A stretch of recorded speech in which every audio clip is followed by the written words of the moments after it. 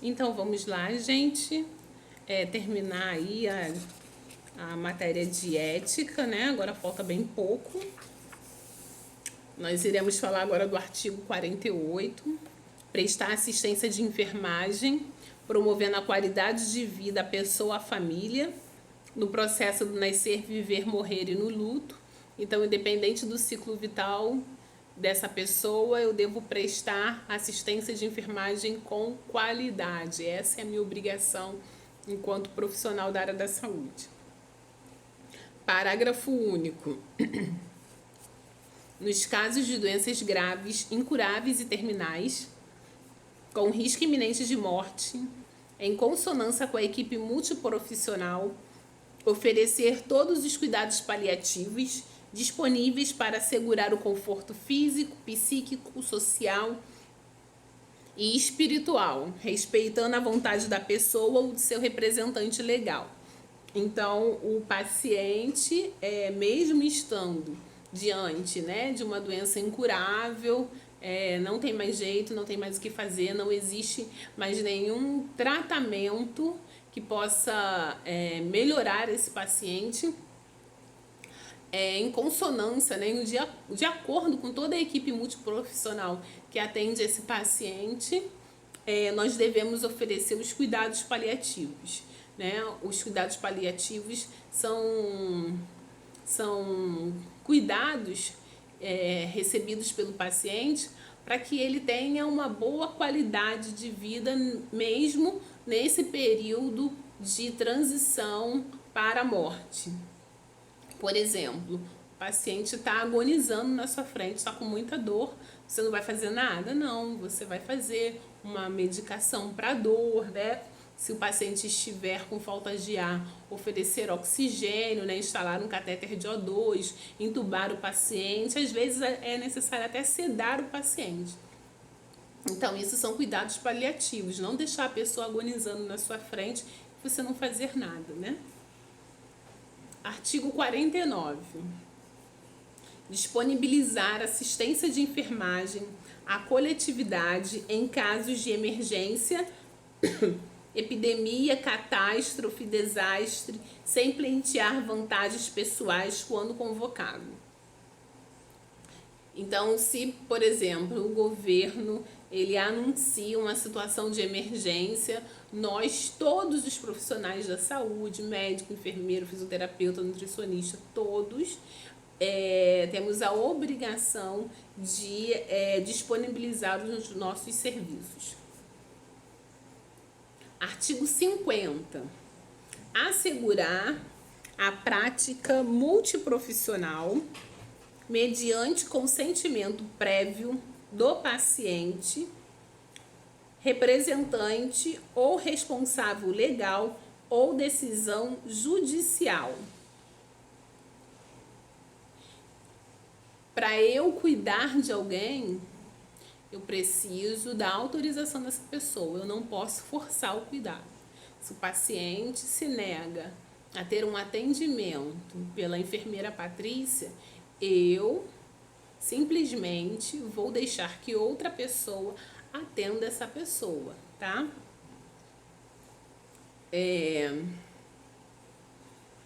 Parágrafo único do artigo 50. Ficam resguardados os casos em que não haja capacidade de decisão por parte da pessoa, ou na ausência do representante ou responsável legal. Então, vamos imaginar aí que o paciente chega na emergência, desacordado, um adolescente, e eu vou prestar cuidado, independente se a mãe dele queira ou não, né? Que ele seja cuidado por uma enfermeira, que ele seja cuidado por uma pessoa que tenha outras crenças ideológicas diferentes da dela. Então, eu vou cuidar. Essa é a única exceção. Artigo 51. Responsabilizar-se por falta cometida em suas atividades profissionais, independente de ter sido praticada individual ou em equipe, por imperícia, imprudência ou negligência, desde que tenha participação ou conhecimento prévio do fato. Então, eu tenho que me responsabilizar pelos meus atos, né? Esses meus atos foram de forma individualizada, eu sozinha, né? Ou no coletivo, eu e minha equipe de enfermagem erramos, né? Praticamos um ato aí de imperícia, de imprudência, de negligência. Aquele caso que teve há cerca de mais ou menos uns 8 meses atrás, uma criança que estava internada na UTI neonatal. A técnica de enfermagem foi cuidar da criança, esqueceu de fechar a incubadora, a criança virou, caiu no chão. As demais pessoas da equipe, todo mundo fingiu que não viu. A menina pegou a criança e colocou na incubadora. A mãe, ao chegar, percebeu que o crânio da criança estava afundado, perguntou para todo mundo, perguntou para a médica, perguntou para a enfermeira, e todo mundo, não sei o que aconteceu, né? O que a mãe fez? Saiu dali, foi na delegacia. Uma mãe que estava presente na hora falou para ela: ó, sua filha caiu e tá todo mundo escondendo. Ela foi na delegacia, deu queixa, e aí pegaram a filmagem e foi verificado que todo mundo que estava ali, médico, enfermeiro, técnicos, enfim, todo mundo estava ciente de que a criança tinha caído no chão e todo mundo acobertou o que aconteceu. Então, eu tenho que me responsabilizar por aquilo que eu faço. Por isso que na enfermagem a gente não pode trabalhar com muita afobação. A gente precisa trabalhar com calma. Uma coisa de cada vez, né? Às vezes, eu quero Grey's Anatomy, sangue, não sei. Uma coisa de cada vez, né? Com calma, raciocínio, acalmando o paciente, fazendo os procedimentos, tudo vai dar certo. Artigo 51. 51 já falei, né? Parágrafo único do artigo 51. Quando a falta for praticada em equipe, a responsabilidade será atribuída na medida dos atos praticados individualmente. Então, todo mundo vai ser punido, porém a responsabilidade vai ser individual, né? Artigo 52. Manter sigilo sobre o fato de que tenha conhecimento em razão da atividade profissional, exceto nos casos previstos na legislação ou por determinação judicial, ou com consentimento escrito da pessoa envolvida ou de seu representante ou responsável legal. Então, o sigilo profissional, ele deve ser respeitado. O paciente te confidenciou alguma coisa que não coloque em risco a vida de outras pessoas.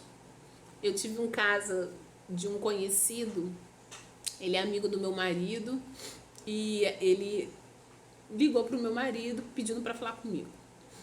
Por quê? Porque o tio dele estava muito doente, foi ao médico, e acompanhado por ele e da mãe dele. E quando saiu de lá, ele saiu meio atordoado, quieto, não quis falar com ninguém.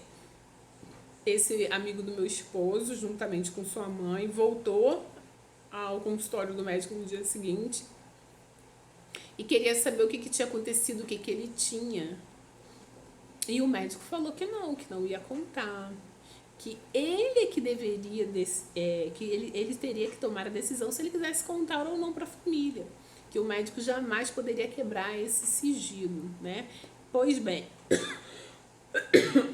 semanas depois ele contou que ele estava com o vírus da hepatite B, né? E o fígado dele já estava apresentando lesões cancerígenas, né? E ele ficou muito deprimido por conta disso.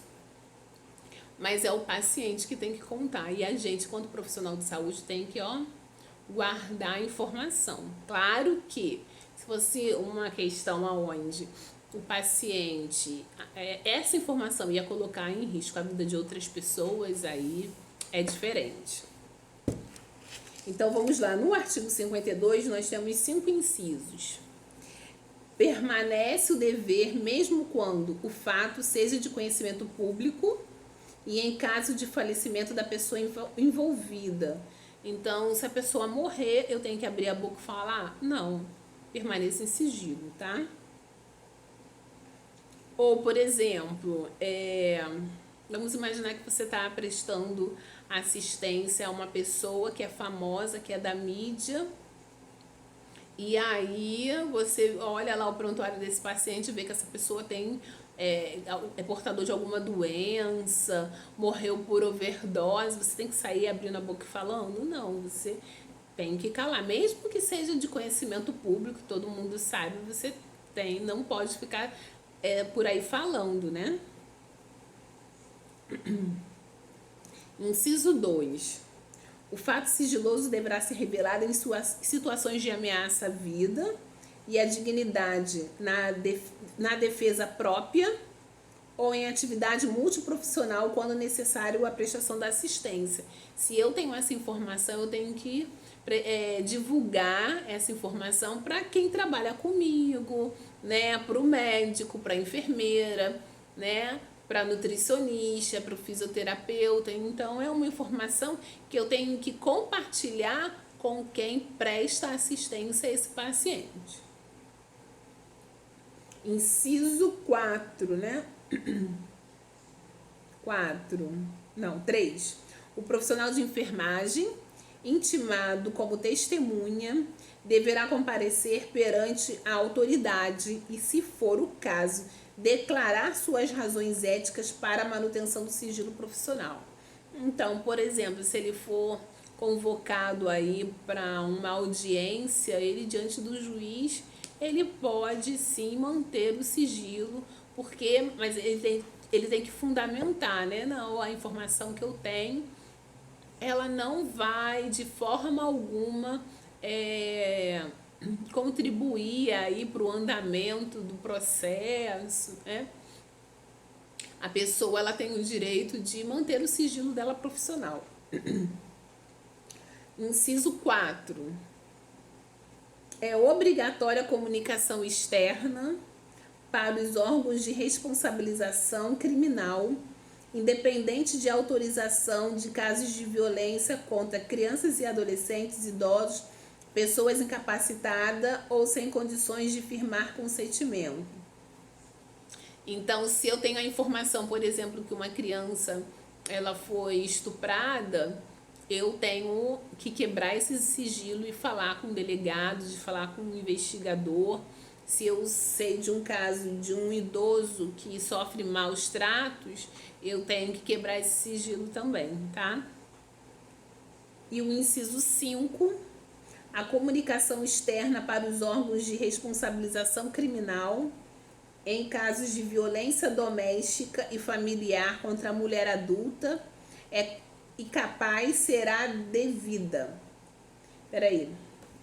A comunicação externa para os órgãos de responsabilização criminal em casos de violência doméstica e familiar contra a mulher adulta e capaz será devida independentemente de autorização em caso de risco à comunidade ou à vítima, o juízo do profissional e com conhecimento prévio da vítima ou do seu responsável. Então, é a mesma coisa, né? A gente também precisa, se a mulher sofre violência doméstica, eu tenho, independente da autorização dela ou não, eu vejo que a pessoa sofreu uma violência doméstica, eu tenho que quebrar esse sigilo para as autoridades, se assim me for solicitado, né? Artigo 53. Resguardar os preceitos éticos e legais da profissão, quanto ao conteúdo e imagem vinculados nos diferentes meios de comunicação e publicidade. Então, eu posso, por exemplo, fazer uma publicidade do meu trabalho, né? No Facebook, professora de enfermagem, vou dar aula assim, assim, assado. Porém, eu tenho que me lembrar dos preceitos éticos e legais da minha profissão. Eu, enquanto enfermeira,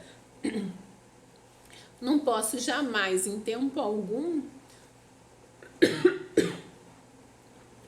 passar aí um vídeo, passar não, né? Filmar eu fazendo um procedimento de sonda nasogástrica num paciente, né? Ou fazendo um cateterismo vesical, expondo o paciente, eu não posso. Eu tenho que me resguardar nos preceitos éticos e legais. Se eu quiser fazer uma divulgação do meu trabalho, eu posso, mas eu não posso expor o paciente de forma alguma. Artigo 54. Estimular e apoiar a qualificação e o aperfeiçoamento técnico-científico, ético-político, socioeducativo e cultural dos profissionais de enfermagem sob sua supervisão e coordenação. Estimular o conhecimento do profissional de enfermagem é fundamental para uma boa prática, né? Por exemplo, existem pessoas que querem trabalhar em áreas indígenas, né? E quando você trabalha em áreas indígenas, não é completamente diferente, mas tem muita coisa diferente. E aí eu vou te dar um exemplo que acontece até hoje, mas que pra gente, né, pode soar aí como um crime. Que é o quê? Por exemplo, se você for trabalhar numa área indígena e você estiver diante de uma índia grávida, ela vai fazer o pré-natal com você e, de repente, o parto também será com você, ou então com uma parteira lá da tribo indígena, né? Mas se ao nascer essa mulher percebe que o seu filho, que ela acabou de parir, ele tem alguma deficiência física, ela mata a criança e enterra. Isso pode ser agressivo para você, mas isso é da cultura deles. Você já viu algum índio com deficiência? Com certeza não. Porque isso é da cultura deles. Pode soar aos seus ouvidos como uma agressão, e é agressivo de fato. Mas para eles, para a cultura deles, é normal. Então, se eu vou trabalhar numa tribo indígena, por exemplo, eu tenho que ter conhecimento técnico-científico para isso. A mesma coisa se você um dia for viajar para o Japão, alguém pode te oferecer um prato de cachorro. Não é verdade? Ou de baratas. Então, continuando, eu falei do 55, né? Não, 54. Agora o 55. Aprimorar os conhecimentos técnicos e científicos, éticos, políticos, socioeducativos e culturais em benefício da pessoa, família e coletividade e do desenvolvimento da profissão. Não, esqueci, eu já falei, né?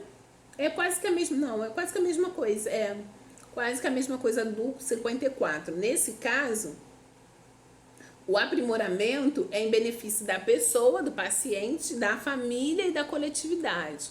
Então, possa ser, por exemplo, né, que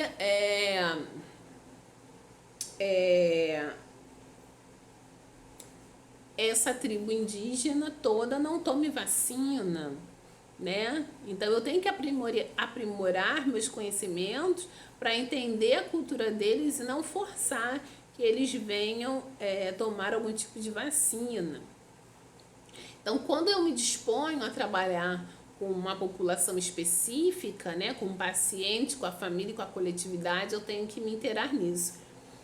Quando eu fiz a graduação, eu fiz a minha monografia, né, que é um trabalho de metodologia, eu fiz sobre saúde pública.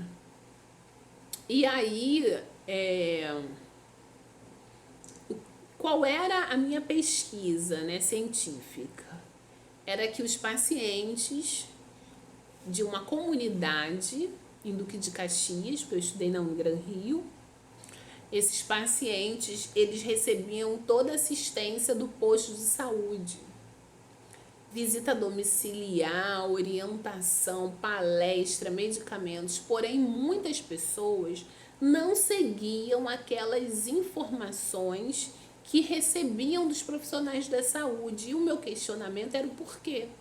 Por que o cara, eu falo para ele usar preservativo, que ele não vai contrair nenhuma DST, que o posto de saúde fornece e o cara não vai, né?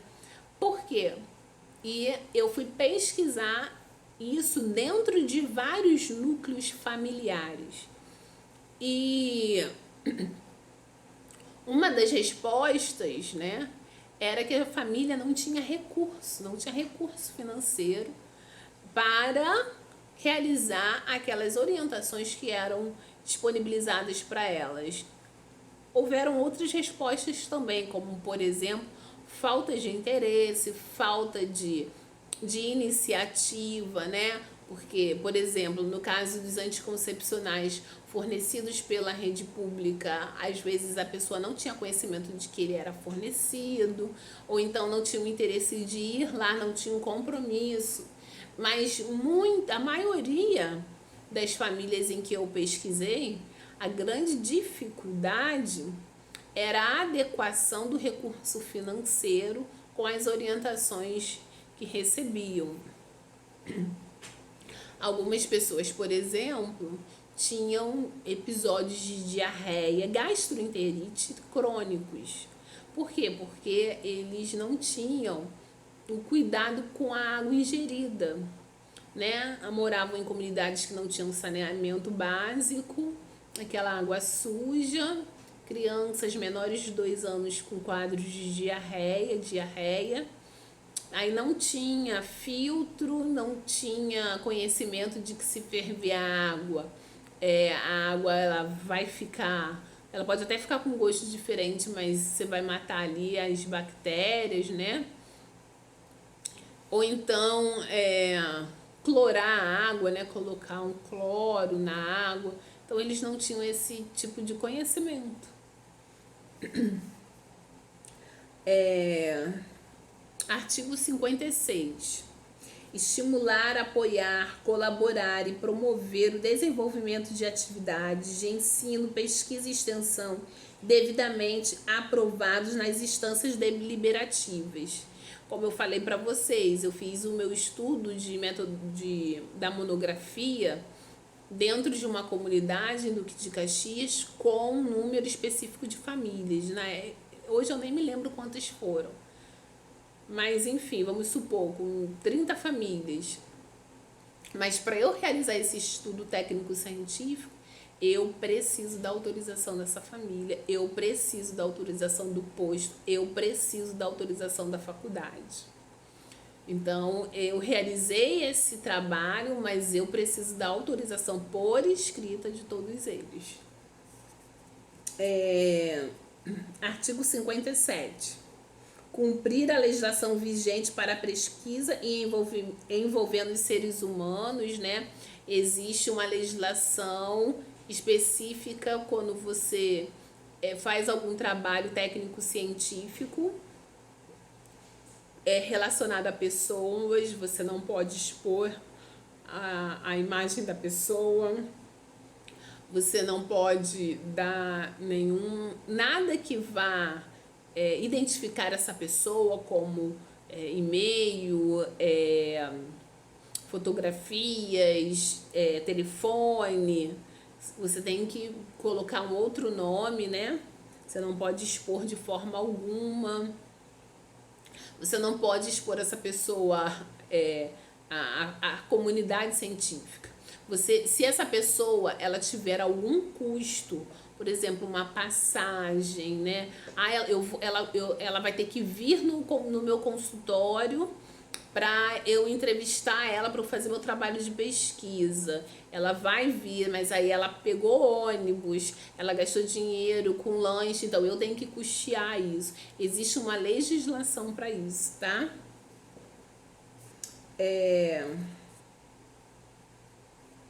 Deixa eu ver aqui. Assim, artigo 59. Somente aceitar encargos ou atribuições quando se julgar técnica, científica e legalmente apto para o desempenho seguro para si e para outrem. Se eu assumo um cargo de enfermeira, de UTI neonatal, por exemplo, eu tenho que ter competência técnica para isso. Se eu digo que eu posso assumir um cargo de enfermeira de centro cirúrgico, eu tenho que ter competência técnica para isso. Eu não posso de forma alguma, não, eu vou aprender e ponto final, vou dizer que eu tenho especialização disso e daquilo. Não, de forma alguma, você não pode fazer isso, é crime, tá?